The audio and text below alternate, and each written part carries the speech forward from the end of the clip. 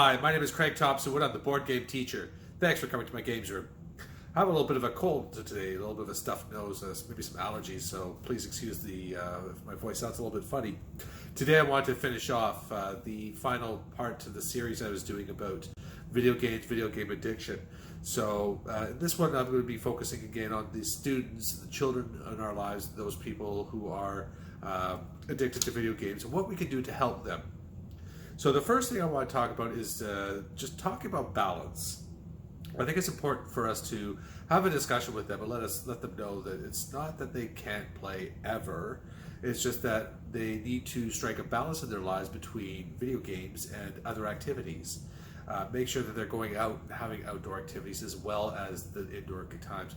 Make sure that they're prioritizing family time and times with friends in real life, not just in video game time. It's kind of like, if you think about it, like when we talk about balance, it's like the eating balanced foods. Nobody says you can't eat sugar, just don't eat sugar all the time.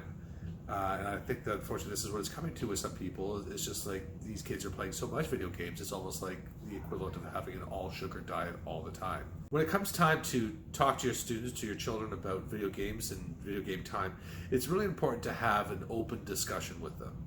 To sit down and talk about the things that you wanted to say in an open forum, so that way they feel that their voice is being heard. If you just go in as a dictator and say, no, you are not playing games and this is it, it's my rules, my house, all that kind of stuff, you're going to have a much stronger reaction to the negative, and you're not going to have as much success in dealing with these things.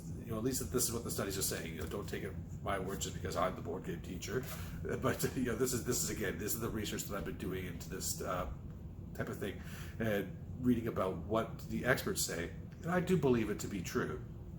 Otherwise, I would be saying it. But that it is important to openly discuss these things and let them voice their opinions. And the whole Stephen Covey thing too. Seek first to understand, then to be understood. Let them speak their mind. Make sure you speak yours too. And I think a really important thing is, like, when you were talking about video game time, is to actually use a timer. So you have like a clock set up, or a timer that you sort of turn the dial and it counts down. If you do that, make sure you put it up somewhere where they can't reach it. Keep extending their time. I've been known that to happen. So. And schedule the times too. So like on weekdays or on particular days of the week, they have so much time that they can play, and make sure that it's accounted for, so that way you are sticking to those schedules that you set. And talking about timers and schedules, it's a good idea too to talk about, is there a day of the week or a day of the particular times in the month or whatever where they may have additional free time. So if they want to have a day where they can almost like binge a little bit and have extra time to play a few hours or whatever it is that you want to allow them, that you could do that. But again, this has to be more of the exception and not the regular type of schedule. Hours of video game a day is not good for anybody. And as you're talking to them about these things too, help them to justify their use of technology. Help them to justify your intentions for their use of technology. So if they're using iPads just to play games, show them all the different things they could be doing with an iPad besides just playing games. Show them that technology is not just for mindless entertainment, that it is actually, there's a lot of good things that we could be doing with it. Helping them to understand these things, and that is why we have these technologies for them, is really important. It's just, we don't buy iPads just so kids can play Candy Crush and all these silly games on it. I mean, that's not the purpose of having the iPad, or at least it shouldn't be. So help them to understand the kinds of things an iPad could be doing, how it could be used as a very useful tool for many different things, and to justify what you want them to be doing with it, and then have them try to justify to you, well, why is it important that they play these games? And again, come to some kind of compromise during your open discussion, but with this idea in mind of justifying the use of the technology. And when you're dealing with the students' things, it may be a good idea to just have some sort of app or program up that is tracking where they are going on the internet, where they're going with the games, that is tracking what they're doing, just monitoring them, because you want to make sure that what they're doing is in appropriate places, and that they're saying and doing appropriate things, because that's the kind of thing too that we see a lot with the video game addiction. Like I said before, just there's so much vitriol and negativity and just toxicity in the way that people speak to each other online.